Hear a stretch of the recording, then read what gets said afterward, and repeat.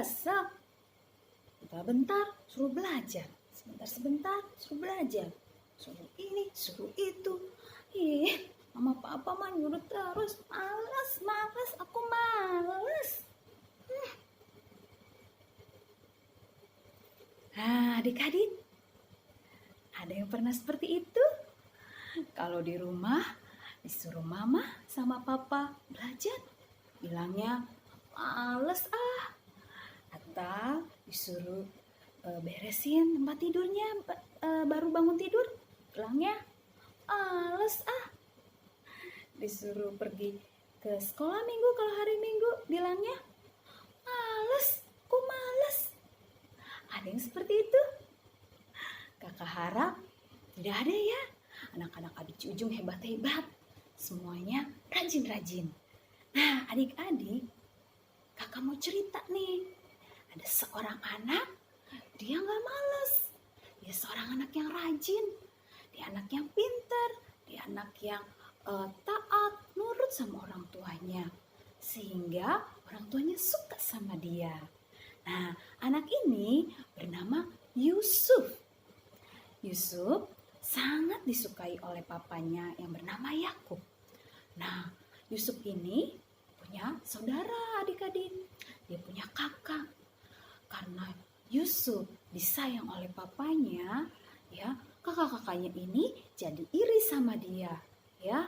Karena papanya lihat nih, si Yusuf ini anaknya rajin, anaknya penurut, ya. Dia mau bantu orang tua, ya.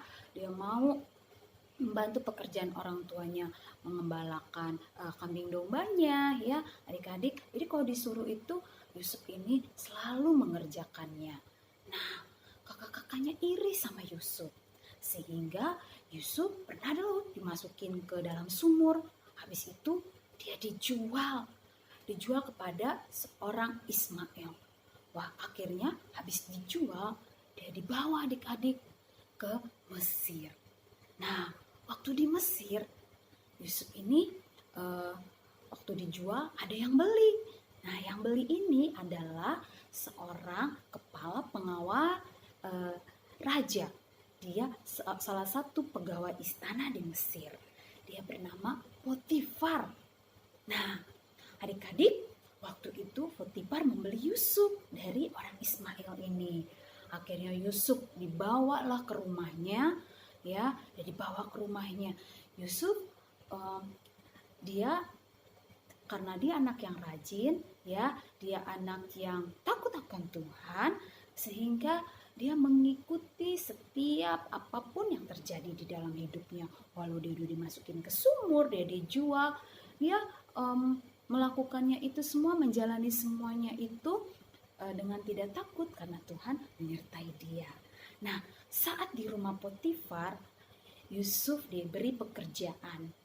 Wah, mungkin kalau di rumah kan pekerjaannya banyak ya adik-adik ya. Apa aja coba? Misalnya menyapu, ngepel, beres-beres, bersih-bersih rumah ya kan. Menyiapkan apa lagi? Menyiapkan makanan ya. Dan banyak hal yang dikerjakan. Itulah pekerjaan yang dikerjakan oleh Yusuf selama di rumah Potifar. Wah, si Yusuf setiap hari dia rajin bekerja. Dia lap-lap, ya, dia menyapu, ya, dia beres-beresin rumahnya. Sehingga Potifar setiap hari melihat bahwa Yusuf ini anak yang rajin. Dia anak yang baik.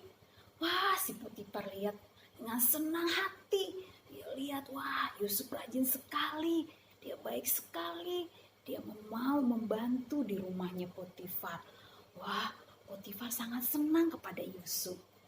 Nah, karena Potifar juga lihat bahwa Yusuf ini anak yang takut akan Tuhan, sehingga Tuhan selalu menyertai hidupnya. Yusuf juga rajin beribadah, dia rajin berdoa, dia rajin baca firman Tuhan, sehingga si Potifar ini suka kepada Yusuf. Sehingga karena kerajinan si Yusuf ini, si Potifar memberi kekuasaan kepada Yusuf. Dia memberi kekuasaan untuk mengurus semua rumahnya, juga semua harta miliknya. Semua diserahkan kepada Yusuf untuk diurus pada Yusuf, ya, sehingga Yusuf menguasai semua rumahnya, untuk dia beresin rumahnya, ya, dia untuk rawat rumahnya, sehingga adik-adik Tuhan tidak tinggal diam.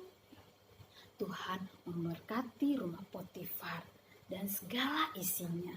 Tuhan memberkati Yusuf juga, ya, karena dia sudah rajin, dia sudah menjadi anak yang baik, ya.